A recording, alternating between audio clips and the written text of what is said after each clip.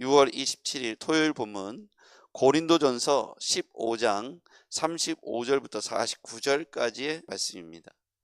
고린도전서 15장 35절 누가 묻기를 죽은 자들이 어떻게 다시 살아나며 어떠한 몸으로 오느냐 하리니 어리석은 자여 내가 뿌리는 씨가 죽지 않으면 살아나지 못하겠고 또 내가 뿌리는 것은 장래의 형체를 뿌리는 것이 아니요 다만 밀이나 다른 것의 알갱이 뿐이로되 하나님이 그 뜻대로 그에게 형체를 주시되 각 종자에게 그 형체를 주시느니라.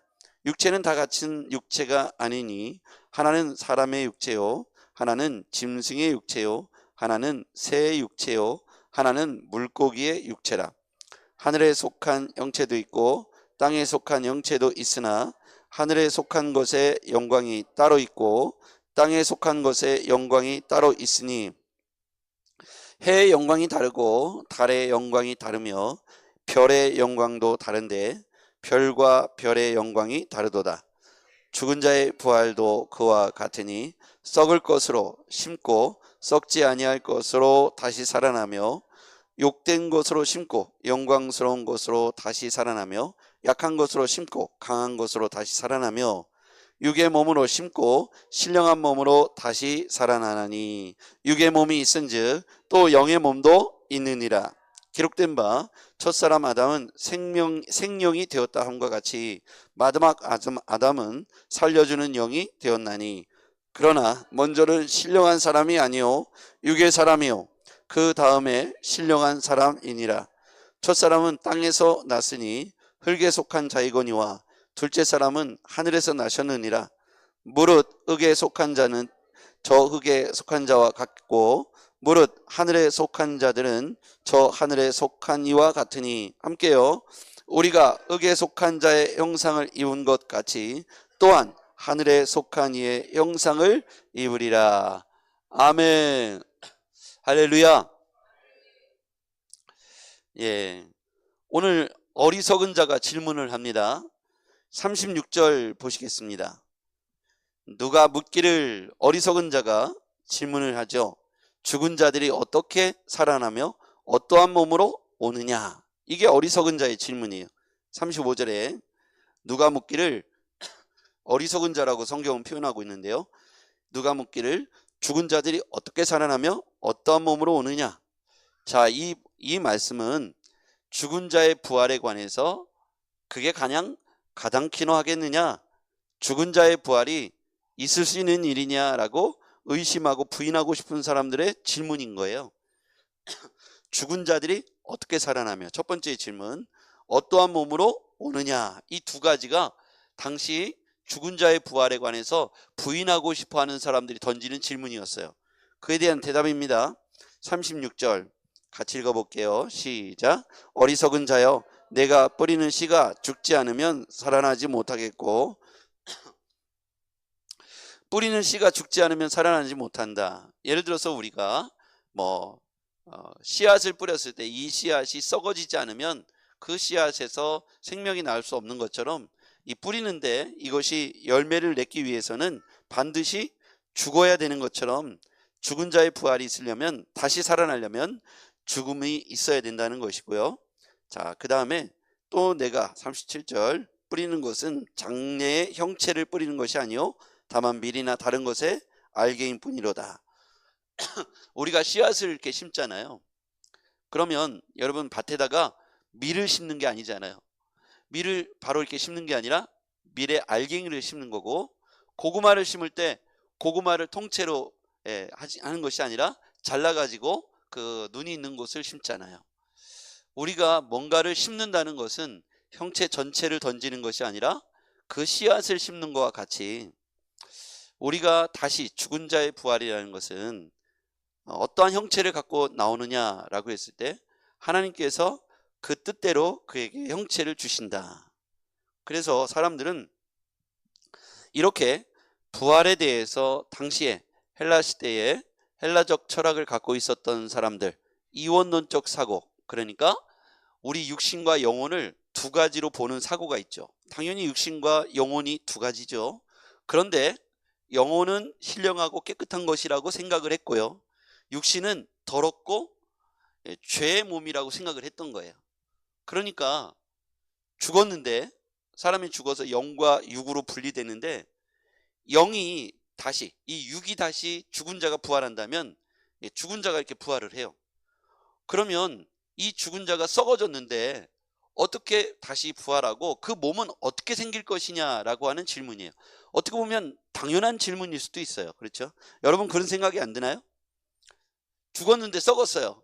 그러면 내 몸으로 다시 부활할까? 아니면 더 멋지게 생겨서 부활할까? 이런 생각이 들지 않을까요? 이 당시의 사람들도 이와 같은 생각을 했다는 거예요. 그것에 대해서 38절 같이 읽어볼게요. 시작. 하나님이 그 뜻대로 그에게 형체를 주시되 각 종자에게 그 형태를 주시느니라. 그러니까 밀은 밀의 형체를 갖게 될 것이고, 고구마는 고구마의 형체를 갖게 될 것이고, 고추는 고추의 형체를 갖게 될 것이다. 그러니까 그거에 관하여서는 하늘에 속한 하나님의 주권에 속한 것이다 라고 하는 설명입니다. 하나님이 그의 뜻대로 이렇게 표현되어 있죠. 거기다 한번 동그라미를 쳐보시죠. 하나님이 그 뜻대로. 그래서 이 모든 부활에 관한 메시지의 핵심은 하나님의 절대 주권에 있다는 것이죠. 그러면서 그 다음에 또 설명을 이어갑니다. 39절.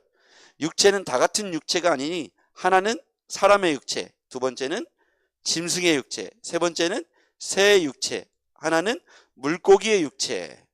자, 그러면 질문을 해볼게요.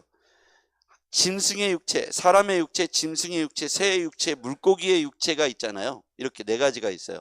그러면 이것은 왜 사도 바울이 이 설명을 했을까요? 사람, 짐승, 새, 물고기. 이 육체는 각각 삶의 환경에 따라서 맞춰진 육체라는 거예요.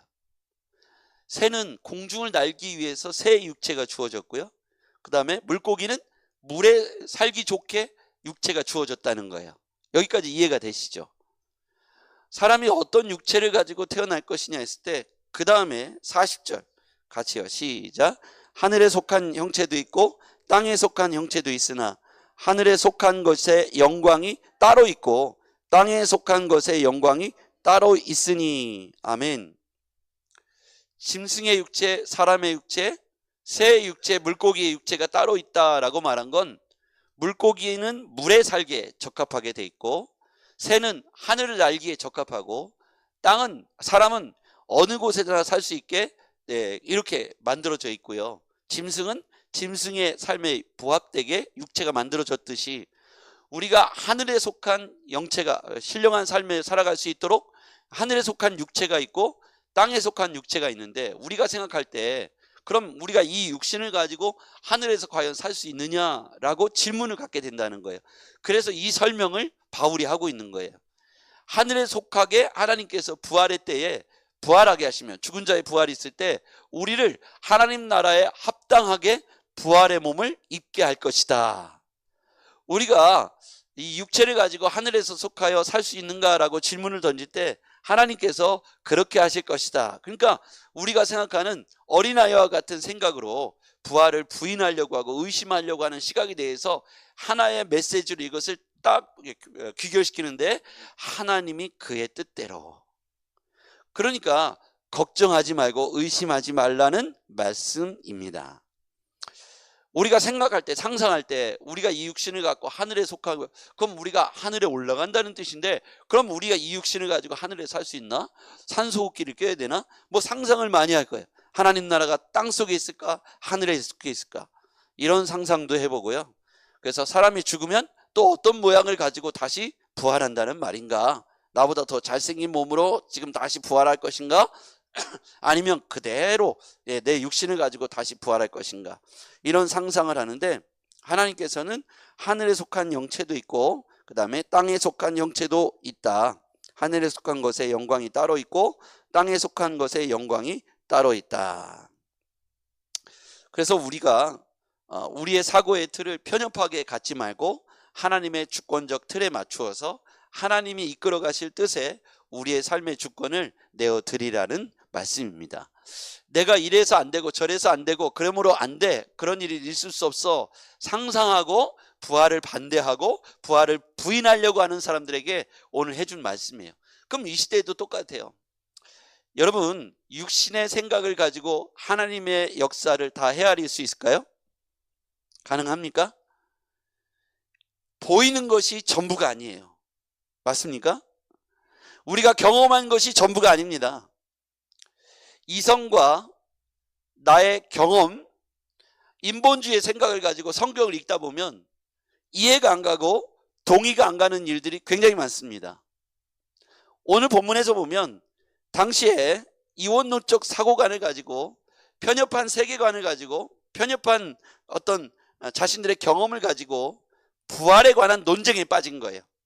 부활이 있다, 없다. 야, 만약에 부활한다면 몸은 그럼 어떻게 태어난다는 것이냐? 죽은 자가 어떻게 다시 살아난다는 것도 말이 안 되고, 썩었는데 누구의 몸으로 태어나느냐? 그리고 하늘에 속한 우리가 하나님 나라에 간다고 그런다면 그럼 우리가 하늘나라에서 이 육신을 가지고 어떻게 살아가겠느냐? 이런 논쟁에 빠진 거예요.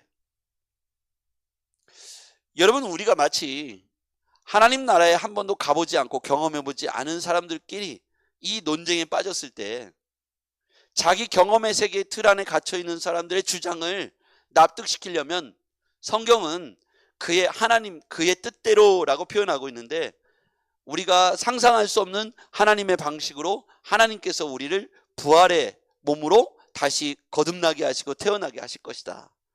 이렇게 말했을 때 사람들은 도무지 납득이 안 되고 이해가 안 가죠. 다시 한번 강조하지만 하나님 말씀은 이해돼서 믿는 것이 아니라 믿을 때, 믿어질 때 믿음으로 받아들이는 것이 하나님 말씀입니다. 저의 경험으로 보자면 성경을 아무리 읽어도 무섭기만 하고 이해가 되지 않았어요. 오늘 이 말씀도 마찬가지예요.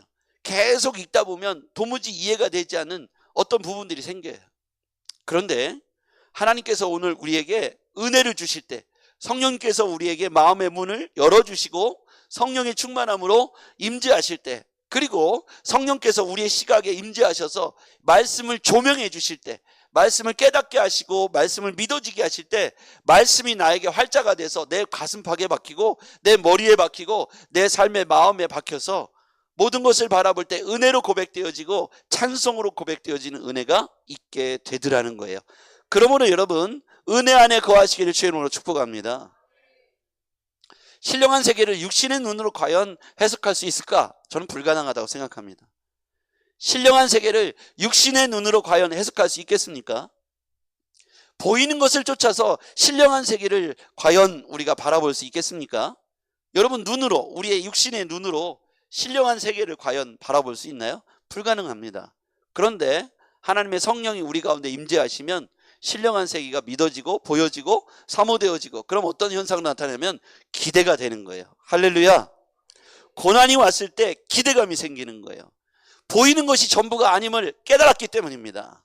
보이는 것만 생각하면 고난인데 보이는 것 뒤에 있는 전능하신 하나님의 역사하심을 내가 믿으니까, 신뢰하니까, 2000년 동안 온 세계 가운데 나타나신 그의 역사를 내가 신뢰하니까 내가 보이는 것이 전부가 아님을 알기 때문에 귀로 듣는 것, 눈으로 보는 것, 그 이상 너머에 계신 신령한, 지금까지도 역사하시는 살아계신 하나님의 역사를 기대하게 되는 것이죠.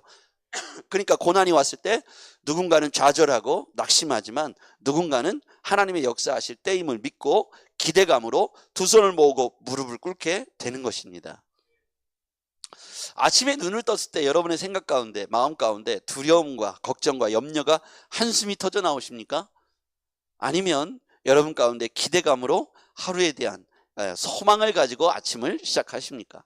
찬송으로 문을 여십니까? 말씀으로 문을 여십니까? 분명한 건요, 우리가 하나님 말씀을 듣고 읽고 묵상하고 그리고 찬송을 부르면 내 마음속에 드리워졌던 염려와 걱정, 한숨이, 어두움의 안개가 싹 가셔나가고요, 찬송이 나오고 은혜가 되고 소망과 기대를 갖게 될 것입니다. 그러므로 우리가 하나님 말씀과 은혜 안에 거하시기를 주님으로 축복합니다. 하루의 문을 열어가는 우리 영적인 루틴을 하나님 말씀으로, 찬송으로 열어가 보시기를 바랍니다. 아침에 일어나면서 할렐루야 하면서 은혜 가운데 선포하고 또 하나님이 오늘 베푸실, 또 오늘 계획 가운데 임재하실, 오늘 만날 사람들 가운데 주실 말씀들, 그리고 오늘 만날 사람들과의 대화 가운데 하나님께서 부어주시고 임재하실 말씀들을 기대하면서 여러분 하늘을 그렇게 살아갔으면 좋겠습니다. 하늘에 속한 자가 있고요, 땅에 속한 자가 있습니다. 하늘에 속한 영광이 있고 땅에 속한 영광이 있습니다. 사람들의 편협한 사고, 편협한 지식, 편협한 이성은 우리로 하여금 이 죽은 자의 부활에 대해서 헛된 논쟁에 빠뜨릴 겁니다.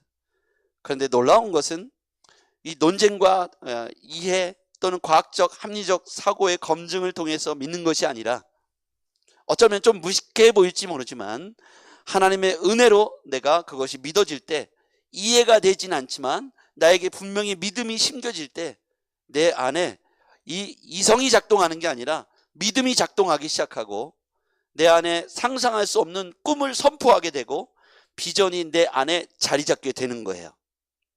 여러분, 이 행복한 상상이 얼마나 즐겁고 행복한 일입니까? 이것이 그리스도로 말미암아 되는 것이고, 성령으로 말미암아 되는 것이고, 하나님께 속한 자로 말미암아 되는 줄 믿습니다.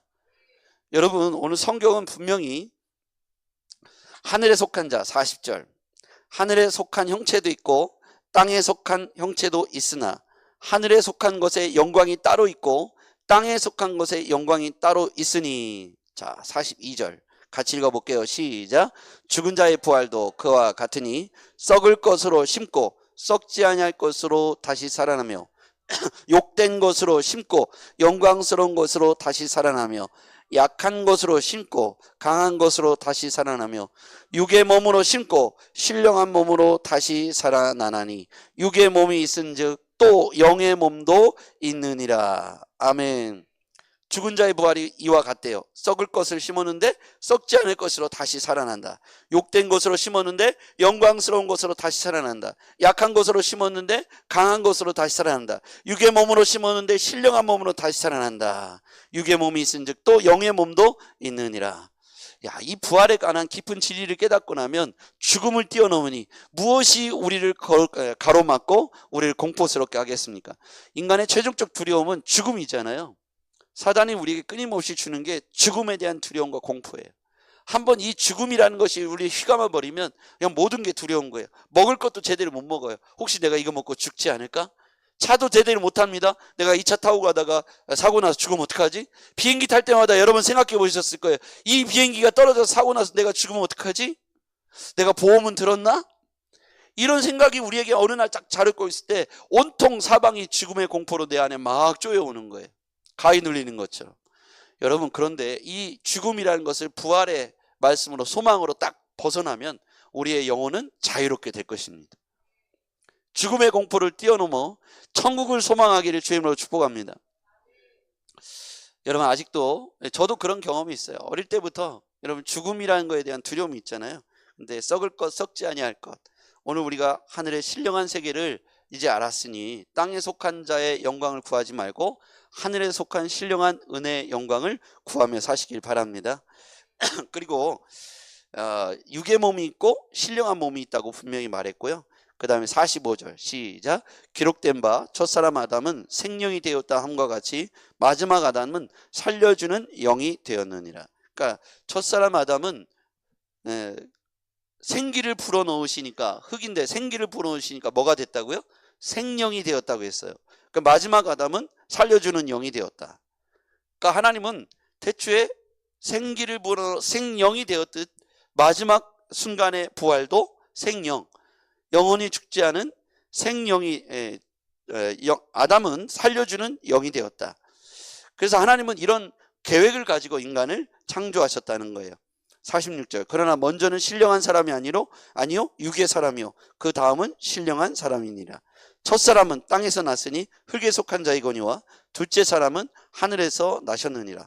무릇 흙에 속한 자들은 저 흙에 속한 자와 같고 무릇 하늘에 속한 자들은 저 하늘에 속한 이와 같으니 우리가 흙에 속한 자의 형상을 입은 것 같이 또한 하늘에 속한 이의 형상을 입으리라. 아멘. 어리석은 자여. 어리석은 자는 누굴 말할까요? 부활이 없다고 말하는 자들이죠. 적어도 죽은 자의 부활이 없다고 말하는 자들입니다. 여러분, 죽은 자의 부활이 없다면 오늘 성경은 사도 바울을 통해서 그러면 가장 불쌍한 사람이 우리라는 거예요. 그 중에 으뜸이 사도 바울이고요. 부활이 없다면 우리가 믿는 것이 헛되다는 거예요. 이 세상뿐이라면 세상에 차라리 나가서 우리도 저들과 함께 먹고 마시며 놀자.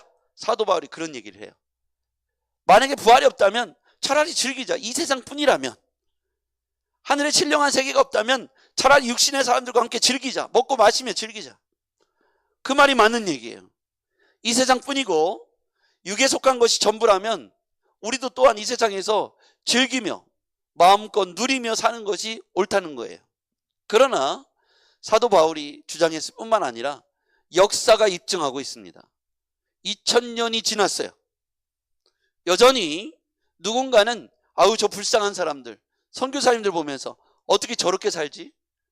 가난한 개척교회 목회자들, 시골에, 농어촌에, 저 어촌에, 저 산촌에 목회하고 있는 목사님들 보면서 참 어떻게 저렇게 살지? 불쌍한 사람들. 또 주일마다 놀러 가지도 않고 예배 드리러 가는 사람들 보면서 아우 불쌍한 사람들. 이렇게 말하는 사람들이 부활이 없다면, 부활의 참 소망이 없고 신령한 세계가 없다면, 거짓이라면, 이 세상이 전부라면, 이 세상에 속한 것이 눈에 보이는 것이 전부라면 가장 불쌍한 인생들이 우리가 될 것이다. 그들의 말이 옳을 것이고 그들의 주장이 옳을 것이다. 그런데 2000년이 지난 이 시점까지 전 세계 동서고금, 똑똑하든지 똑똑하지 못하든지, 배웠든 배우지 못하든, 부자이든 부자이지 않든, 그들이 어떤 존재이든 간에 여전히 부인되지 않는 분명한 사실은 주께서 부활하셨고 우리도 그 부활에 참여할 것이라는 소망은 여전히 유효하다는 것입니다. 아무리 많은 사람들이 부인하고 싶었어도 부인되지 않았던 분명한 사실은 성경대로 그리스도께서 죽으셨고 성경대로 다시 살아나셨다는 사실입니다.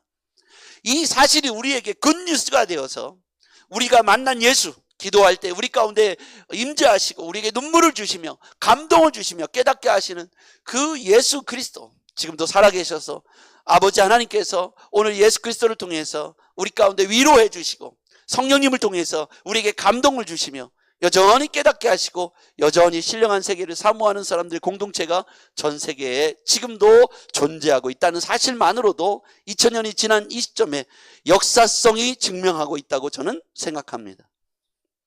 수많은 사람들이 교회와 그리스도를 부인하고자 핍박하고 총칼을 겨누어도 오히려 흩어진 신자들에 의해서 전 세계 근처, 전 세계 모든 땅끝까지 복음이 전달되고 있다는 거예요. 여러분, 썩을 것이 썩지 않은 것으로 변화되고 욕된 것을 심었는데 영광스러운 것으로 다시 살아나고 약한 것을 심었는데 강한 것으로 살아나며 육의 몸으로 심었는데 신령한 몸으로 다시 살아난다는 이 부활에 관한 핵심이 여러분 교회를 살렸고 우리 그리스도인들을 살려주셨습니다. 여러분과 제가 연약한 부분이 다 있죠. 저도 육신의 연약함이 있고 여러분 연약함이 있죠. 부활의 몸을 입고 다시 건강한 몸으로 다시 하나님께서 우리를 온전히 회복시켜 주실 것이며 그날에 우리가 신령한 육신의 몸을 입고 신령한 세계에서 영에 속한 자로 주님과 만나는 그날을 꿈꾸며 오늘의 고난과 아픔을 소망과 기대로 바꾸며 사시는 여러분과 제가 되었으면 좋겠습니다. 사도 바울이 그렇게 살다 갔고요. 그것을 우리에게 가르쳐주고 있는 본문입니다. 기도하시겠습니다. 전능하신 아버지 하나님, 2026년 6월달을 살아가는 우리 모두에게 부활의 산소망이 믿어지게 하시고 죽은 자의 부활 또한 믿어지게 하시며 아버지 하나님 썩지 아니한 신령한 세계, 신령한 육신의 몸을 갖게 될 것을 소망하고 오늘을 견뎌내며 사망조차도 가둘 수 없는 소망으로 살게 하여 주시옵소서. 예수님의 이름으로 기도하옵나이다. 아멘.